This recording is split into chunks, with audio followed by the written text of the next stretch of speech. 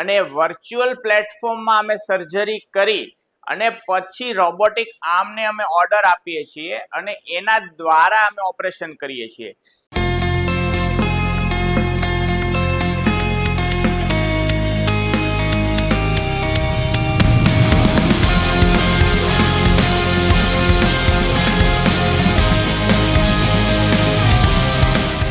નમસ્કાર દર્શક મિત્રો, ટોક વિથ ભાવનગરમાં હું છું નીતિન સોની. કહી શકાય કે માનવી જીવનની રહેણી કહેણી બદલાય છે, ખોરાકની સિસ્ટમ છે એ પણ બદલાય છે. જંક ફૂડના કારણે અનેક પ્રકારના રોગો થતા હોય છે, પરંતુ આપણે આજે વાત કરવી છે એવી વાત કરવી છે રોબોટિક સર્જરી.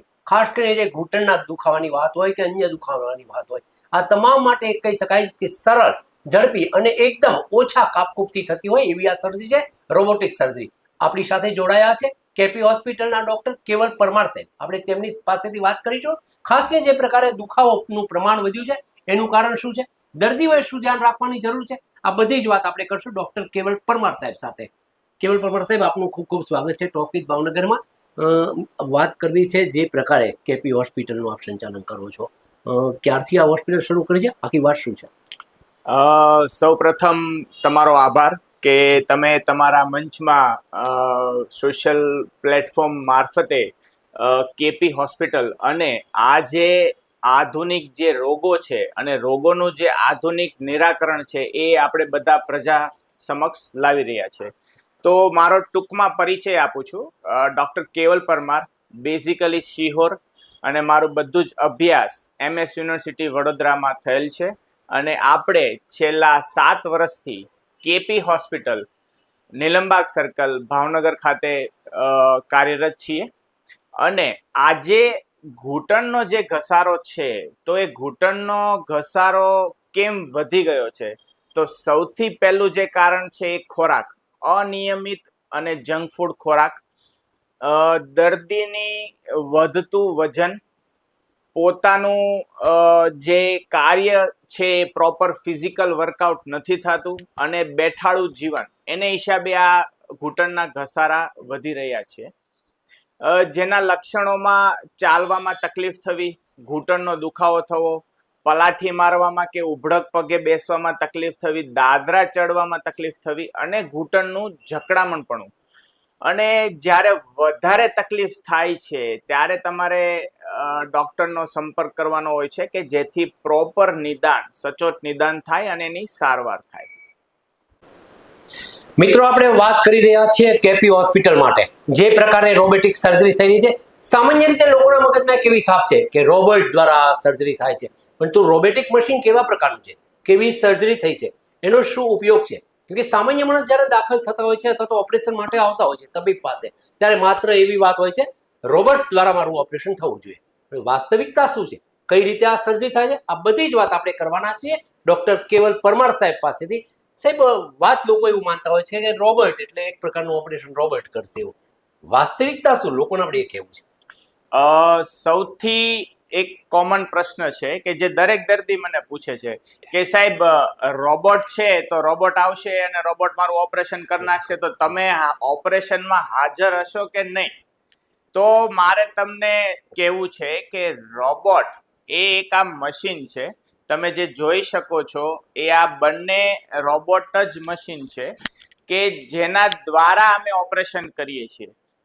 ઓપરેશન તો સર્જન જ કરવાનો છે, પણ રોબોટિક ટેકનોલોજીનો જ્યારે આપણે વપરાશ કરીએ છીએ ત્યારે 100% એક્યુરેસી સાથે અને પ્રિસિઝન સાથે સર્જરી થાય છે. તો તમે જે જોઈ શકો છો આ છે ઓપ્ટિકલ કેમેરા. આ ઓપ્ટિકલ કેમેરાથી દર્દીના ઘૂંટણની 3D એપ્લિકેશનથી આખી એક રચના બનાવવામાં આવે છે અને વર્ચ્યુઅલ પ્લેટફોર્મમાં અમે સર્જરી કરી અને પછી રોબોટિક આર્મને અમે ઓર્ડર આપીએ છીએ અને એના દ્વારા અમે ઓપરેશન કરીએ છીએ. This is an tool. આ એક મશીન છે, ટેકનોલોજી છે, પણ સર્જરી તો સર્જન જ કરવાનો છે. જેના ઘણા બધા ફાયદા છે: એક્યુરેસી, પ્રિસિઝન, સાંધાનું આયુષ્ય લાંબુ રહે. સાંધો જો પ્રોપર ફિટ થાય તો દર્દીને નેચરલ રીતે એને નીની મુવમેન્ટ મળે અને ઓછામાં ઓછી કસરત અને સારામાં સારું રિઝલ્ટ આપણે રોબોટિક સર્જરીથી મેળવી શકીએ છીએ. સાહેબ, સામાન્ય રીતે લોકો એવું માનતા હોય છે કે રોબોટિક સર્જરી એકદમ ખર્ચાળ હોય છે. કોઈ સામાન્ય દર્દી પણ આવતા હોય છે, કદાચ પૈસાદાર વ્યક્તિ પણ દર્દી હોય છે. લોકોને વધુમાં વધુ કહી શકાય કે ઓછા ખર્ચે થાય અથવા એમને માટે કોઈ સરકારી યોજનાનો લાભ થાય તો લોકોને સરળ બની શકે, એમના માટે કોઈ યોજના હોય તો વાત કરશો. ની રિપ્લેસમેન્ટ સર્જરી, ઘૂંટણ બદલવાનું સર્જરી, સરકારશ્રીના જે પીએમજેવાય યોજના છે તો એ યોજના અંતર્ગત આપણે ગરીબ દર્દી માટે એ ઓપરેશન કરી શકીએ છીએ. એની સાથે સાથે મેડિક્લેમ કે કેશલેસ ડિપાર્ટમેન્ટમાં પણ આ સર્જરી થઈ શકે છે.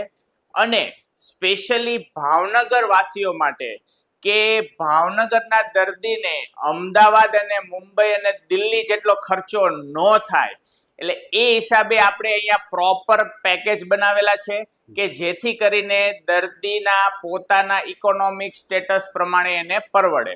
એટલે દરેક દર્દીઓ માટે દરેક પ્રકારની સર્જરી કેપી હોસ્પિટલમાં ઉપલબ્ધ છે. સાહેબ, ખાસ કરીને વાત કરીએ જે પ્રકારે રોબોટિક સર્જરી થતી હોય છે એ દુખાવા પછીની વાત છે, સર્જરી થવી, તપાસ થાય. પણ મૂળ વાત એ છે કે લોકો અત્યારે બાકીની એમ છે કે ભાઈ દુખાવો થયો છે 10 દિવસે મળશે, 15 દિવસે મળશે, બાકીની સામાન્ય દવાઓથી ચલાવી લેતા હોય છે. પરંતુ લોકો માટે અથવા દર્દીઓ જેના દુખાવા થયા છે માત્ર મહિનો સુધી રહે પછી અચિંતું વધી જાય પછી આપની પાસે આવે, એની બદલે આનાથી બચવા માટે લોકોએ શું કરવું જોઈએ? આ એક તમે બહુ સારો પ્રશ્ન પૂછ્યો છે કે ભાઈ ઘૂંટણનો ઘસારો થાય છે ને સર્જરી થાય છે, પણ આપણે ઘૂંટણના ઘસારાથી બચી કેમ શકાય? તો સૌથી પહેલા તમારો જે આહાર છે દેટ ઇઝ બેલેન્સ ફૂડ, બહારનું જંક ફૂડ બંધ કરવું જોઈએ અને પ્રોપર કેલ્શિયમ અને વિટામિન ડી યુક્ત, વિટામિન યુક્ત આહાર લેવો જોઈએ. તમારું વજનને કંટ્રોલ રાખવું જોઈએ કે તમારું વજન વધવા દેવાનું નથી. અને દરરોજ એટલીસ્ટ 30 થી 40 મિનિટ અને અઠવાડિયાનું 5 દિવસ એ તમારા ઘૂંટણ માટે અને હૃદય માટે અને ઓવરઓલ સ્વાસ્થ્ય માટે તમને બહુ હેલ્પફુલ છે. એટલે દરરોજનું 40 મિનિટ અને અઠવાડિયાનું 5 દિવસ ચાલવું જોઈએ. નીચે બેસવાનું, પલાઠી મારવાનું, ઉભડક પગે બેસવાનું બને ત્યાં સુધી ટાળો. અને જ્યારે તમને દુખાવો ચાલુ થાય છે તો અમુક સમય સુધી તમે ઘરગથ્થુ ઉપાય કરી શકો છો, પણ જ્યારે એક દુખાવો લિમિટની બહાર જાય છે ત્યારે તમે તમારા નજીકના ડોક્ટરને બતાવી પ્રોપર નિદાન કરી અને એની સારવાર મેળવો.